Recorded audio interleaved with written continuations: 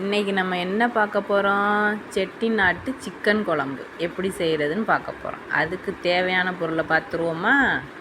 மல்லி ஒரு 3 ஸ்பூன், மிளகு 1 ஸ்பூன், 2 ஏலக்காய், 1 ஸ்பூன் சோம்பு, பட்டை, இலை, 2 கிராம்பு, கொஞ்சோண்டு முந்திரி, 1 ஸ்பூன் சீரகம், கொஞ்சோண்டு தேங்காய், ஒரு கைப்பிடி போதும்.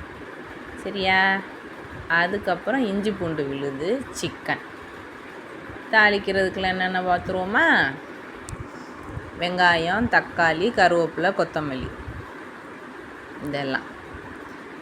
ஃபஸ்ட்டு அடுப்பை பற்ற வச்சுக்கிட்டு இருப்பு சட்டி அதில் வைக்கிறோம். நம்ம இப்போ அக்கா சொன்ன எல்லாத்தையும் எடுத்து போட்டு வறுக்கிறோம். அக்கா சொல்லி கொடுக்குற மாதிரி இந்த சிக்கன் குழம்ப செஞ்சீங்கன்னா சாப்பிட இஷ்டமே இல்லை. சிக்கன் குழம்புன்னு சொல்கிற இந்த வாசத்துக்கே சாப்பிடணும்னு தோணும், அந்த அளவுக்கு இருக்கும். நல்லா வறுத்துறணும். இல்லை ஒரு கைப்படி தேங்காயையும் போட்டு நல்லா வறுத்துறணும். கொஞ்சமாக கருவேப்பிலை அதையும் போட்டு வறுத்துறோம்.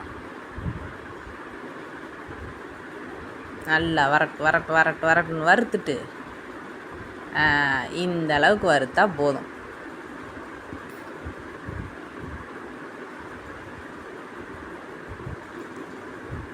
அதை அப்படி தனியாக வச்சுருவோம்.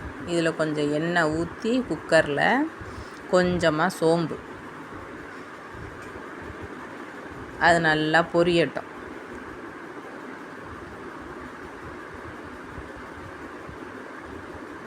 அது பொரிஞ்சிருச்சா? பொரிய ரொம்ப நேரம் ஆகுது. பொரிஞ்சிருச்சு. இப்போ சின்ன வெங்காயம், நல்லா வெங்காயம் நிறைய போடலாம். நல்லா போட்டு நல்லா வறுக்கிறோம்.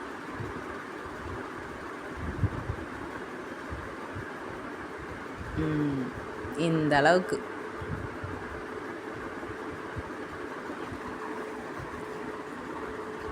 அக்கா நேரம் கிடைக்கிறப்ப பூரா ஏதாச்சும் ஒரு சமையல் வீடியோ போடுவேன். இதை பார்த்துட்டு நீங்களும் செஞ்சு பார்க்கணும்.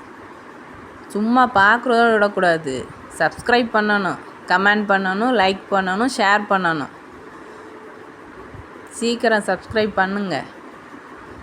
அதுக்கு இடையில கருவேப்பிலை, கொத்தமல்லி, தக்காளி எல்லாம் போட்டு வதக்குறோம்.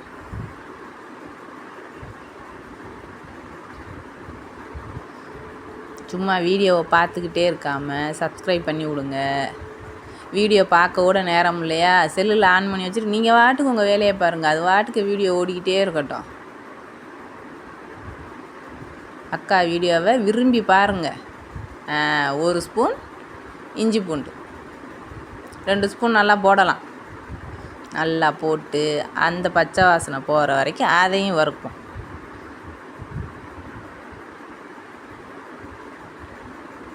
நல்லா வதக்குன்னு வதக்குங்க.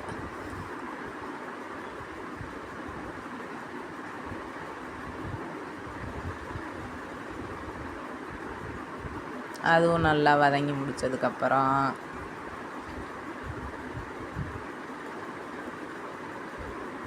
நல்லா மஞ்சத்தூள் போட்டு கழுவி வச்சுருக்கிற சிக்கனை எடுத்து அதில் போடுறோம். நல்லா தண்ணியை ஒட்ட புழிஞ்சு போட்டுறணும். எல்லாருக்கும் சமைக்க தெரியும், இருந்தாலும் அக்கா எப்படி சமைக்கிறேன்னு பார்த்து அதே மாதிரி நீங்கள் சமைச்சு சாப்பிட்டு டேஸ்ட் எப்படி இருக்குன்னு சொல்லணும்.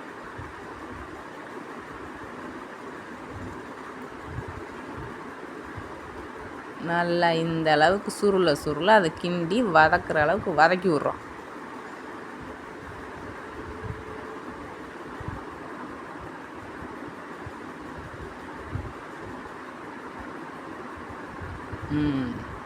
கொஞ்சம் ஓரளவுக்கு வதக்கியாச்சு.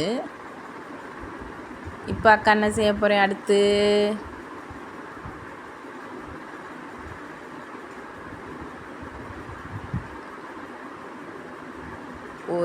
ஒரு அரை ஸ்பூன் இல்லைன்னா 1 ஸ்பூன் மஞ்சத்தூள் போடுறேன்.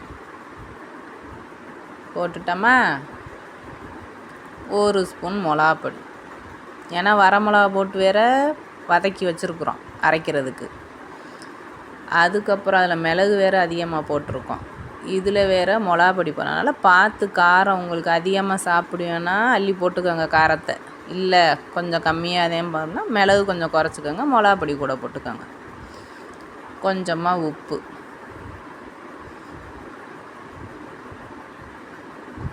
இதை எல்லாத்தையும் நல்லா ஒரு பெரட்டுன்னு பெரட்டுறோம். இப்படித்தான் பெரட்டணும். அக்கா எப்படி பெரட்டுறேன், இது மாதிரி நீங்களும் பெரட்டணும்.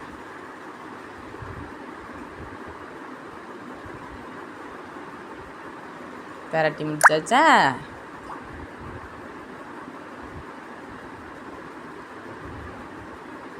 இப்போ நம்ம அரைச்சி வச்சுருக்கோம்ல அந்த பேஸ்ட் எல்லாத்தையும் தண்ணி ஊற்றி நல்லா அலசி ஊற்றிடுறோம். அந்த சிக்கன் மேலே ஊற்றுறோன்னா கீழே ஊற்றிடக்கூடாது, சிக்கன் மேலே ஊற்றிடணும். ஊற்றி அதையும் நல்லா கிண்டி விட்டுறோம்.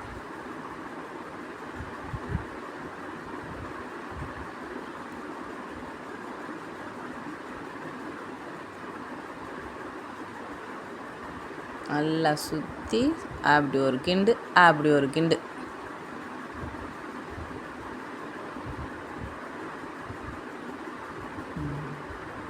இப்படியாச்சா?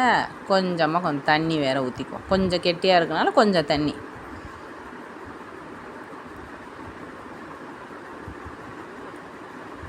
கொத்தமல்லியை தூவி ஒரு 2 விசில் வர வரைக்கும் வெயிட் பண்ணுவோம். குக்கரை போட்டு மூடி விசிலை போட்டுருவோம். இது சப்பாத்தியோட, தோசைக்கு, இட்லிக்கு, சாதத்தோட எதோடையனாலும் இதை சாப்பிட்லாம். டேஸ்ட்டு அப்படி இருக்கும்.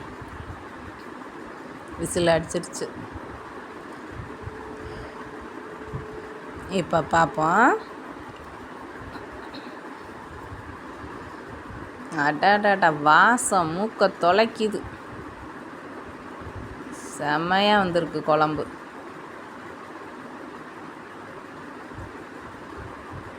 நல்லா கறியும் வெந்துருச்சு. குழம்பு டேஸ்ட்டு சூப்பராக இருக்குது பார்க்கையிலேயே. கண்டிப்பாக நீங்களும் ட்ரை பண்ணி பார்க்கணும். சேனலை சப்ஸ்கிரைப் பண்ணணும். ஓகே, பாய்.